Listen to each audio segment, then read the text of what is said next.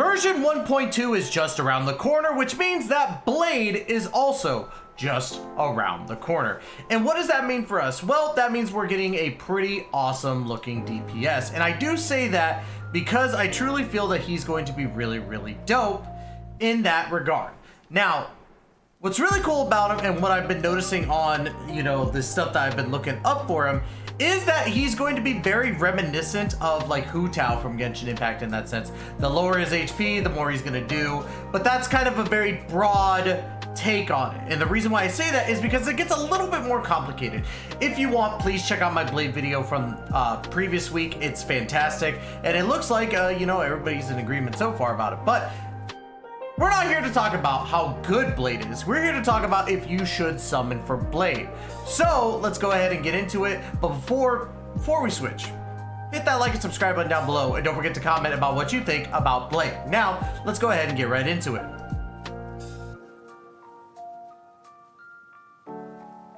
Blade's banner is actually pretty dope. And the only reason why I say that is because he's got a good set of characters with him. Let's go ahead and start out with his 4 stars first. Now, the first 4-star we're going to be looking into is Arlan. Arlan is going to be a lightning user on the destruction path. So the same path as Blade.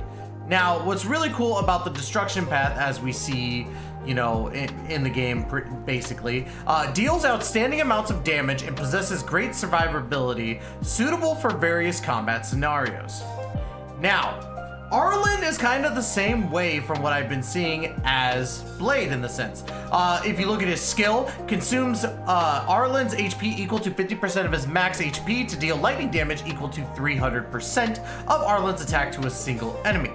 If Arlan does not have sufficient HP, his HP will be reduced to 1 after using his skill. And yeah, like basically his whole thing is just like Blade in that sense. Now, for me personally, if I'm summoning for a DPS character, I want the side characters to really match with him. And what I mean by that is, let's say you're summoning for a DPS, but you also get another DPS in the summon.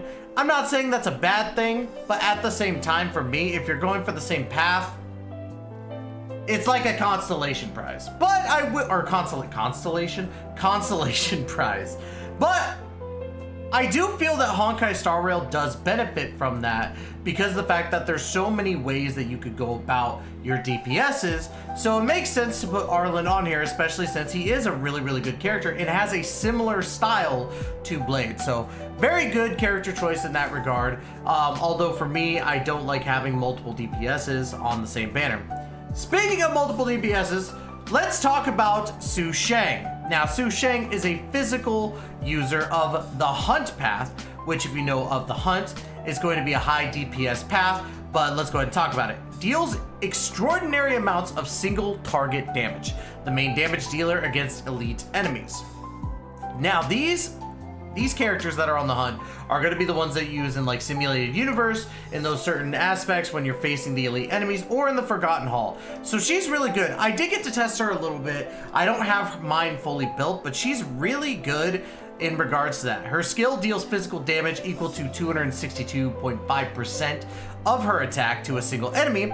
In addition, there is a 33% chance to trigger Sword Stance on the final hit, dealing additional physical damage equal to 125% of Sushang's attack to an enemy.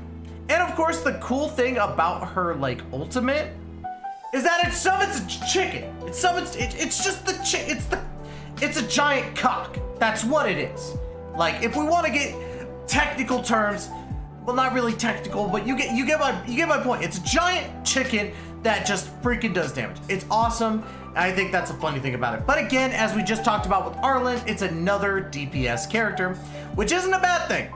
If you're going for Blade and you miss and you get either Arlan or Sushang, good DPSs. Different elements, of course, obviously, with Blade being of the wind element, but still really, really good. Do you want to know what pairs great with a DPS? A healer. And a mommy healer at that. A mommy healer that's actually really, really good. Now, Natasha is a physical healer of the Abundance Path, heals allies and restores HP to the team, which is really cool. And she honestly kind of slaps because she was in the first banner with Seele. So if you didn't get Natasha somehow, you have plenty of ways to get her now. Now, her skill restores a single ally for 12.25 of Natasha's max HP plus 359. Restores the ally for another 8.4% of Natasha's max HP plus 246 at the beginning of each turn for 2 turns. That's pretty crucial, especially when you pair her up with her Eidolons, which her Eidolons kind of slap. Like, the Eidolons that go with her is the clinical, or sorry, that's the wrong one. Bonus ones are, where are they? I don't think actually any of the Eidolons work with hers specifically, but her ultimate does get an Eidolon with it. The ultimate being heals all allies for 16.1% of Natasha's max HP, plus 472. And then when you have the clinical research Eidolon, when Natasha uses her ultimate, grant continuous healing for 1 turn to allies whose HP is at 30% or lower. And at the beginning of their turn, their HP is restored by the equal amount of 6% of Natasha's max HP plus 160 points, which is really, really good. And she's got talents that go alongside with her healing, so that's really good. Especially since if you could get her at E6, she is better than, I would honestly say, an E2 to E3 Bailu. Now, that might be blasphemy, but I've seen people crank out some heals with Natasha. Not to say that even Luocha isn't a bad choice. Obviously, Luocha is one of the best healers in the game with 3 choices only. But Natasha E6 is something not to look away from. It's the same thing when you're looking at, you know, someone like Zhang Ling or Bennett or, you know, Fischl in Genshin Impact. You need really, really good 4-stars just in case you can't pull like a 5-star with a, you know, Eidolon or 2. Now let's talk about Blade. I'm not going to go into too much detail about Blade's kit. You can check out my previous video on Blade from last week. But Blade's good. The fact that Blade is able to like stack up his attack, be able to use his basic attack to constantly be dealing damage after he uses a skill. It's exactly like Hu Tao's setup. You use the skill and then you normal attack to get what you need from Blade. So Blade does really, really well with that. His ultimate looks insane. And I'm not talking about what it reads. I'm talking about how the skill looks. It looks really, really cool. So there's that. Ultimately, and sorry, I'm a little bit tired. Blade is dope. For a wind destruction character, he's pretty freaking bomb. But I will say too, we do have a good amount of characters coming out that are going to be really, really good. And I think Blade is a good step in the right direction when it comes to DPSs. People might disagree with me on the sacrifice healing to do more damage. I think it's dope because it's a good trade-off and it makes you think about your placement of your character. That's why I feel that way with Hu Tao. So, the point of this, should you summon on Blade's banner? Now, Blade's a really, really good DPS. Arlan can be a really, really good DPS. Sushang can be a really, really good DPS. Natasha is a really, really good healer.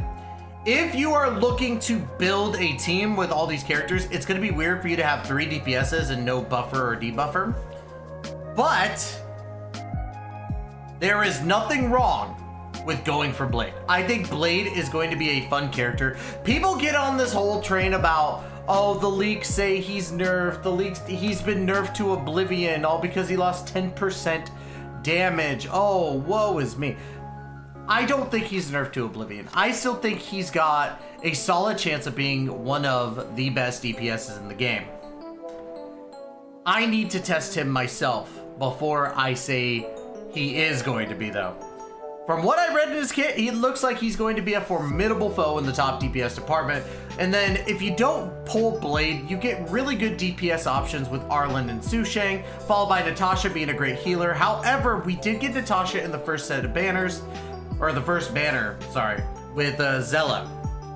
So there's that. If you did not pull Natasha before, then this would be a great banner for you. I think that you should, ultimately, I feel that you should hold off. And the only reason why I say that is because of the fact that we have a really good banner coming out with Kafka. Yes, there are 2 characters that are free to play that you get from there, but I feel as though Kafka's banner might be a little bit better for me. But that's just for me. Now, if you want to summon on Blade's banner, I do not blame you in the slightest.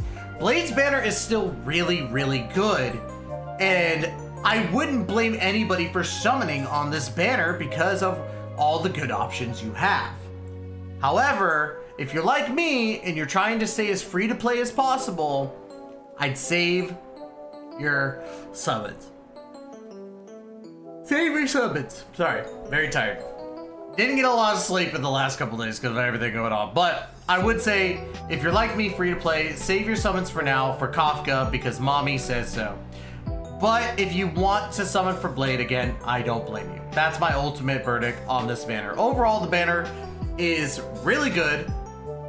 And yeah, that's really all I could say. If you summon, I don't blame you. Now, outside of me saying, if you summon, I don't blame you 50 million times, don't forget to like, comment, subscribe on this video. I would love to hear what you guys think about Blade. Do you guys think that Blade was nerfed to oblivion? Or do you think that Blade is honestly not that bad? Would love to hear your comments down below. So, anyways, guys, that's gonna be it. Love you all to death. And as always, we will catch you guys in the next video. Please take care and be safe, y'all.